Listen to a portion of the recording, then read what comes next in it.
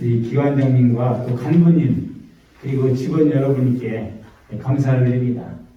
다 아시다시피 대전교육은 이제 코로나19가 지금 3년간 지속된 상황에서 그야말로 우리 대전 교육가족들이 학교 방역이나 교육 현장 방역을 철저히 해서 우리 학생들이 안전하고 건강하게 학습할 수 있도록 힘써 주시고, 사실 이제 학교 일상 회복과 교육 회복을 위해서 힘을 많이 기울였습니다.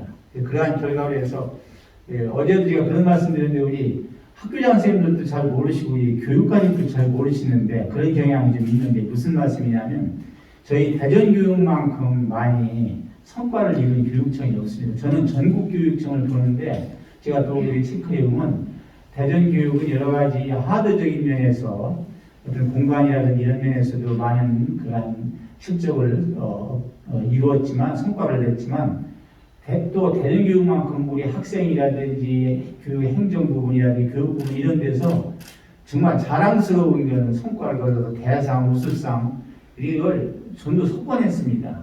그래서 왜 이 자리에서 말씀을 드리냐면 우리 대전 교육가족들이 함께 힘을 써주고 대전 시민이 협력해 주신 덕분을 받았는데, 오늘 여기 주요 업무 보고를 해주신 우리 4개 기관, 어제 5개 기관이 있는데 우리 각 기관에 있는 기관장님하고 간부님들, 우리 직원 여러분이 힘써주신 결과로 그러한 힘이 모아서 그러한 좋은 결과를 냈습니다. 그래서 이 자리를 빌어서 다시 한번 오늘 주요 업무 보고를 해주신 4개 기관장님과 간부님들과 직원 여러분께 감사 말씀을 드립니다.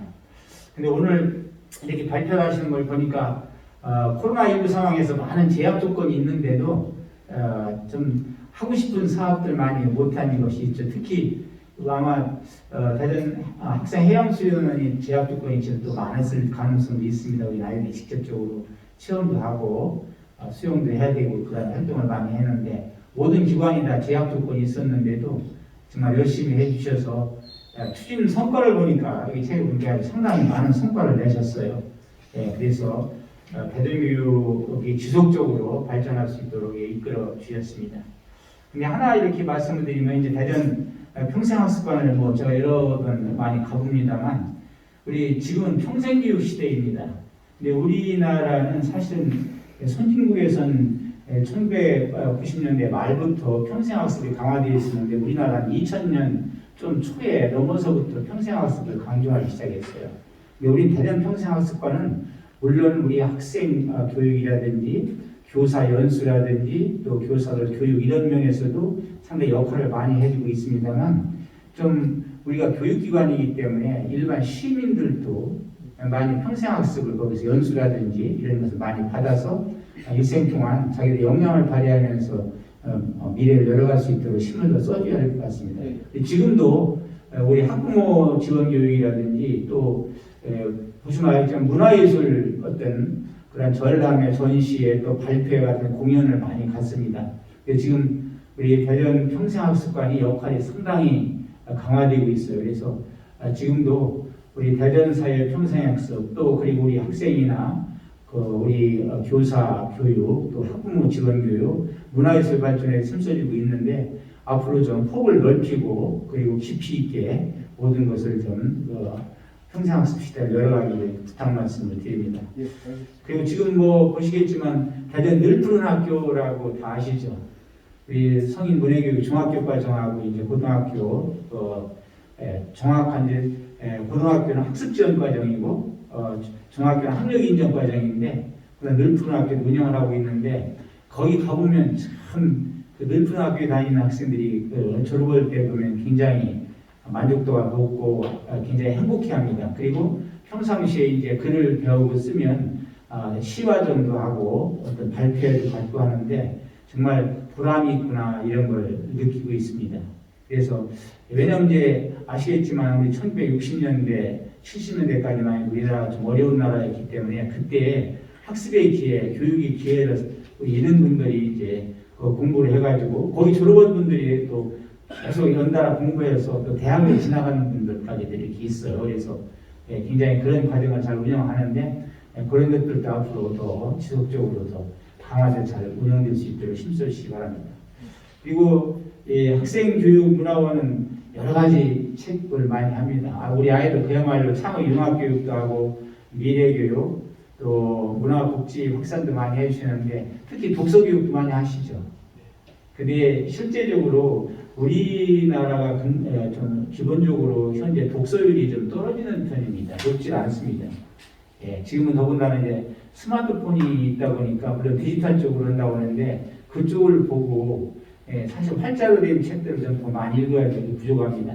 여러분이 아시겠지만은 스마트폰 컴퓨터에서 보는 것과 활자로 보는 건 다릅니다. 똑같은 내용을 컴퓨터에다 놓고 이렇게 보면 컴퓨터는 지나가요, 내용이. 그러니까 인간과 동물의 차이점은 없습니다. 똑같잖아요. 뭐 인간이 사람은 자식을 자녀를 사랑하듯이 동물도 자기 새끼를 다 사랑하거든요. 근데 차이점이 있다면 thinking ability입니다. 사고력이 차이가 있는 거죠. 근데 사고력을 기르는 것은 활자로 된 책을 봐야 사고력이 기릅니다. 이렇게 활자로 된 걸 보면 이렇게 활자로 되기 때문에 이렇게 보다가 또 위도 이렇게 쳐다보고 하다면 생각의 깊이를 더할 수 있거든요. 그래서 우리가 지금 학교 수업도 디지털 하는데 필요한 경우에는 우리 아이들이 암기해야 되고 써야 되고 아이들이 직접적으로 할 수 있는 그런 역할이에요. 디지털 쪽만 강조하다가 보면 아이들 사고력이 신장되는데 부족한데 지금 자꾸 모든 면이 디지털이면 다 만사가 능통인 줄 알고 그렇게 합니다. 실질적으로 여러분 초중고에서 우리 아이들 가르쳐 보면 자기들이 직접 쓰고 뭐 해야지 이렇게 쳐다보고서 하는 거 이렇게 알아보고 이렇게 하는 거 눈으로 봐서는 사고력 신장이 제한이 됐습니다. 물론 현재는 소프트웨어 시대고 정보화 시대이기 때문에 디지털 교육, 디지털 어떤 교육 환경을 조성해서 하는 것도 중요하지만 실질적으로 우리 아이들이 필요한 것은 활자로 된 책을 좀 많이 볼 수 있도록 그래야 사고력이 길어지는데 우리 학생교육문화원에서 그런 역할을 많이 해주는데 어릴 때부터 독서 습관을 길러야 됩니다.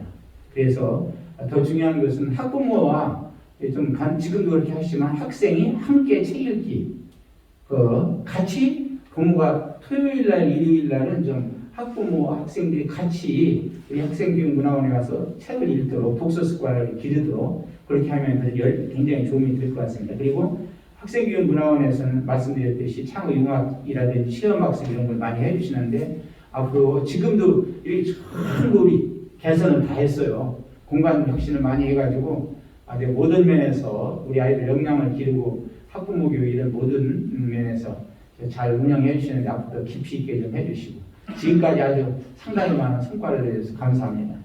그리고 한밭교육박물관 아까 말씀하셨는데 제가 말씀을 좀 시간이 지금 4시까지는 해야 된다고 해서 제가 말씀을 드리는 겁니다.